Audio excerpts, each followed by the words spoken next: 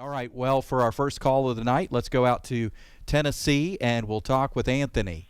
Hi, Anthony. What have you got for us tonight?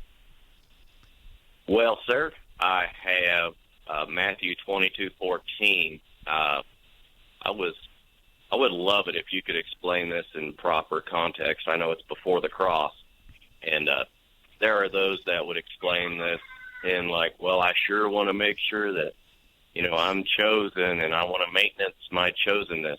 So Yeah. would love your take on it and everything. Okay. All right. Thanks, Anthony, for your call tonight. Anthony's referring to the parable of the marriage feast, which is located in Matthew 22. Maybe you're familiar with this story, but Jesus is saying the kingdom of heaven can be compared to a king who gave a wedding feast for his son. And he sent out his slaves to call those who had been invited to the wedding feast, and they were unwilling to come. Again, he sent out other slaves, saying, "Tell those who have been invited, behold, I've prepared my dinner, my oxen, my fattened livestock. Everything is ready. Come to the wedding feast." But they paid no attention and went their own way, one to his own farm, another to his business, and the rest seized his slaves and mistreated them and killed them. So far, what are we talking about here? Well, this is the Jews. They were invited, and who is it that was taken and seized and mistreated and killed? Well, that would be the disciples who would one day be apostles. There they are ministering to the Jewish people, and what happens in turn? Well, they're tortured, they're killed, they're dragged from their homes, they're rejected. The Jews refused to believe that Jesus was Messiah. And so he says the king was enraged, and he sent his armies and destroyed those murderers and set their city on fire. Then he said to his slaves, "The wedding is ready, but those who were invited were not worthy. Go therefore to the main highways." What would the main highways be? Well, that would be the Gentiles. Get out there on the streets, not just for an exclusive group like the Jews, but now anyone.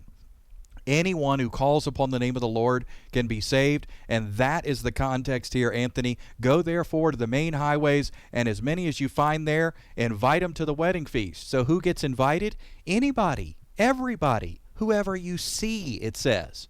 So that's pretty plain, isn't it? This is not about individual selection. This is not about God picking some people and leaving other people with no hope. He says, go to the highways, and whoever you find there, as many as you find there, invite them.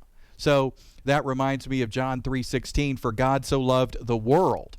That reminds me of the fact that God doesn't want any to perish, but all to believe. He wants everyone to come to repentance. So that's the truth of the gospel message. Under this new covenant, because of the cross, the gospel has been unleashed on everyone. So go out to the highway, and as many as you find there, invite them. Why? Because God is inviting them. God is inviting them to the feast. He's calling them to the table so that they can feast on the goodness of the gospel message. So that's the meaning of this passage. And you say, well, what does that conclusion mean then? Many are called, but few are chosen. Well, who are the many? Well, let's go out to the highways and call them. Let's call whoever we see. Let's give an invitation to whoever we run into, because the invitation is open. But who is it that becomes the chosen people of God? Who is it that becomes set apart ones, saints?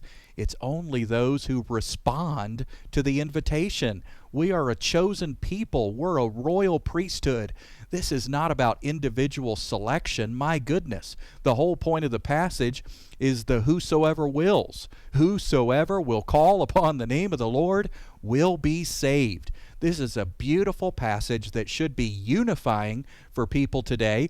It's not a divisive passage. It's not about some group being elite and chosen and other people not being invited. No, anyone and everyone is invited to feast on the goodness of the gospel. So let's get the message out there. Let's share the great news and share this incredible invitation. Anthony, thanks for your call tonight. I hope that helps clarify. Reach out to us again anytime.